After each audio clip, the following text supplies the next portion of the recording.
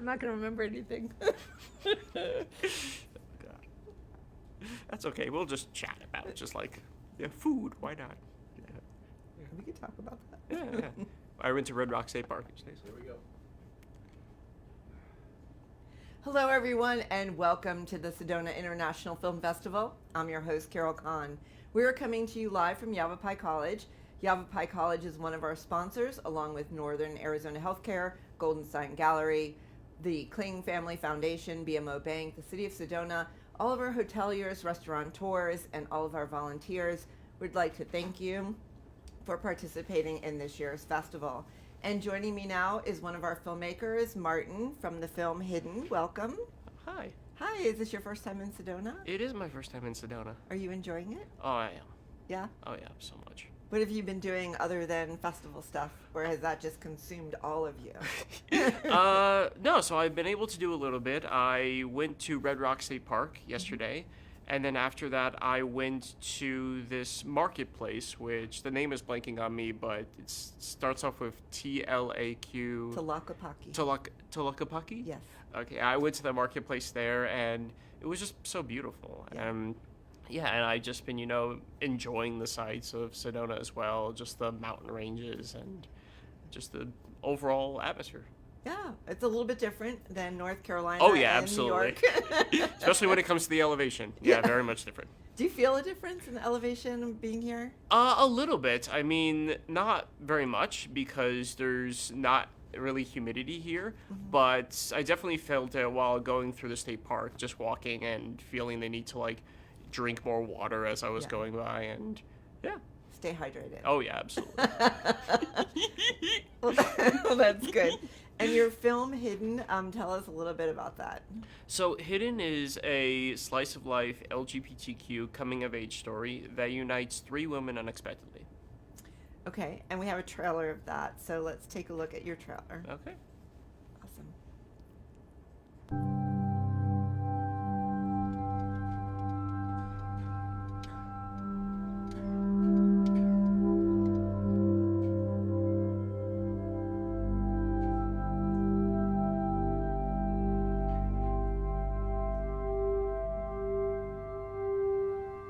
What if she tells my dad?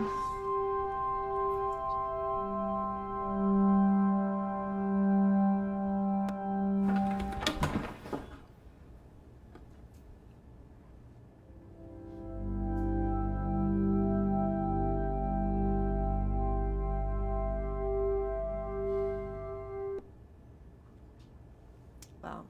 So I watched the film, and so the three women, is one the daughter? Is it the mother, or is she a stepmom? I couldn't figure out if she was a stepmom or a mother, or. Yes. So Okay. Maureen is the stepmother of Penelope. Okay. All right. And so I was I wasn't sure if she was her mother or if she was adopted. I couldn't place that. So what inspired you to do this film? Well, one of the things was Stranger Things, actually. Yeah.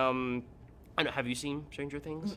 No. So for those of you who have seen Stranger Things, the scene in the pilot where Steve and Nancy, they're a teenage couple, and they're in her bedroom, and she obviously wants to study, and her boyfriend wants to be intimate with her, and they start, kissing, and she says, what if my mom hears us? And so that kind of stayed in my head, and after thinking about it for a while, I was also thinking about just wanting to create something that I haven't seen on screen before at the time, and I came up with a concept for Hidden.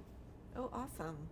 So do you feel like today, I know when I went to school, it was hidden quite, nobody would really come out or anything like that. So do you feel like in today's day and age that it's more open, or do you feel like people still have to hide who they really are? I think it's both. I think it is much open today, but also I feel like as people grow and as people discover their true sexualities, they're kind of faced with this decision about wondering if they should come out or if they should stay reserved, depending on what their family situation is like or what their community is like. And I feel like as well it's ultimately like their decision. But the real goal, I think, is for them to decide what really makes them happy. Mm-hmm. Yeah. So, and then your film, how has it been received so far? It's been received pretty well. We've gotten into quite a number of festivals over the past year. This is my first time really going to the film festival circuit, so I was really just hoping to get one. I wasn't sure like what the competition was like in terms of like film festivals and the acceptance rates of films. So we were very fortunate and very lucky to get the acceptances that we were and to be even here as well. Mm-hmm. And what was your drive to be a filmmaker? Well, my drive to be a filmmaker was actually just learning about the filmmaking process, because on this film I serve as an executive producer, story creator, and one of the writers for it.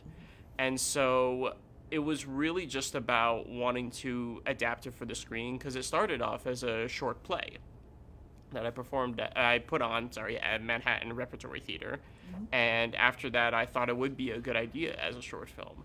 And so I really wanted just to see if it was possible to be able to make this into a short film. And through that process, it has gotten me to learn about just the collaboration process and about subtlety in film. And yeah. So, even when you watch your film, what is your takeaway on the film? I mean, my takeaway is it's honestly better than how I had originally perceived it to be. Because when I first wrote it, like I said, coming from a theater background and learning playwriting, I was more concentrated about the words than the visual aspect of it. And so my original conception of it would have been too melodramatic, and it would have been too almost violent or hard to watch.